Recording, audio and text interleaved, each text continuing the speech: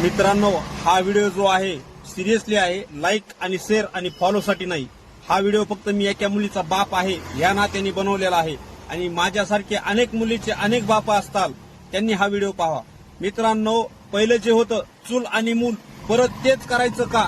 बीडमध्ये घडलेल्या घटनेचा जाहीर निषेध करतो मी। मित्रांनो, जे आपण 2 दिवसापासून सर्वजण सोशल मीडियाला युट्यूबला पाहत आहोत की बीडमध्ये काय प्रकार झालेला आहे।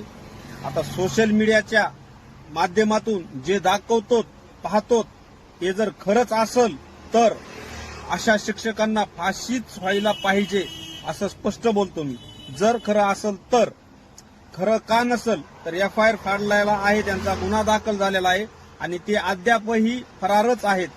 जर त्यांचं खरं असेल आणि हे खोटं असेल तर त्यांनी बाईट द्यायला पाहिजे आणि काय खरं आणि काय खोटं याची शहानिशा करायला पाहिजे। अरे बाबा, मग मुली शिकवायच्या का नाही?